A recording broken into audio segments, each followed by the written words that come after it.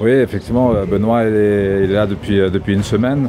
On se connaît depuis 5 ans avec Benoît. Il est venu à La Réunion pour demander sa femme en mariage. Donc c'est à ce moment-là où on s'est rencontrés.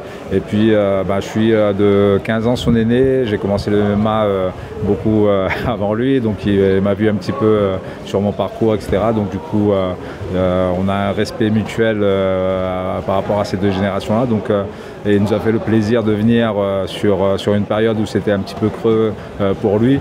Voilà, son activité, enfin, son planning est très chargé. Et là, il repart sur une carrière. Et là, l'idée, c'est qu'on puisse profiter un maximum de son expérience. Et puis surtout, c'est quelqu'un de valeureux. On peut faire venir beaucoup de monde, mais je tenais vraiment à faire venir Benoît parce que c'est vraiment un exemple pour le MMA français, pour le MMA réunionnais. En fait.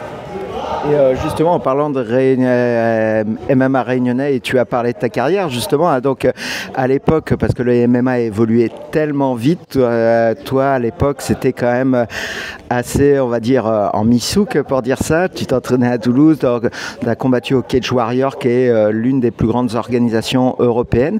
Et justement, par rapport à cette évolution, et toi, tu as envie, justement, si tu fais ce stage, d'accompagner les futurs jeunes réunionnais qui voudraient se lancer pour ne pas avoir, entre guillemets, ce que tu as vécu et pouvoir leur offrir de meilleures conditions.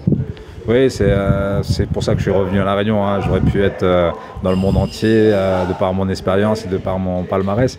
Et par contre, moi, j'ai toujours voulu rendre à La Réunion ce que j'ai eu, c'est-à-dire la mixité et puis le talent que j'ai, ça vient d'ici, quoi, en fait.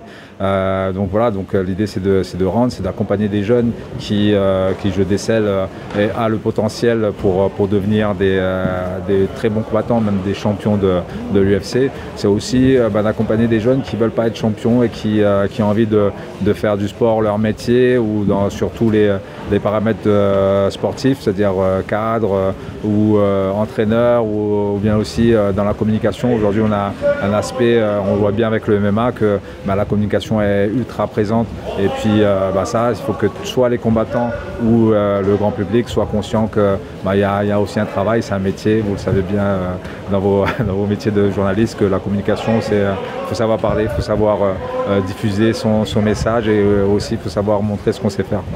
Parce que justement, tu m'expliquais que parmi tes associations, il n'y avait pas que le sport, il y avait également l'insertion sociale pour les jeunes. Tu peux nous expliquer ? Oui, on a créé un dispositif pour les jeunes, justement pour leur mettre sur leur chemin un environnement adéquat pour leur développement personnel. Donc ça part du MMA parce qu'on a beaucoup de valeurs sur le MMA et aussi on va essayer de mettre des mentors en place qui est là pour un exemple. Aujourd'hui, notre mentor, c'est Benoît Sadoni.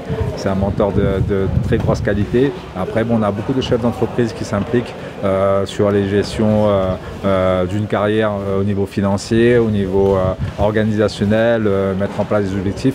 Les jeunes ont besoin d'encadrement autour de ça. Et puis, pour prendre confiance en ses projets, prendre confiance en soi-même, on a plein d'outils et plein de personnes qui peuvent aider sur l'île. Je parle de théâtre, je parle de culture musicale, je parle de tout ça. Et c'est ce qu'on souhaite mettre en place autour de nos jeunes et à travers le MMA et à travers tout ce qu'il y a autour, quoi.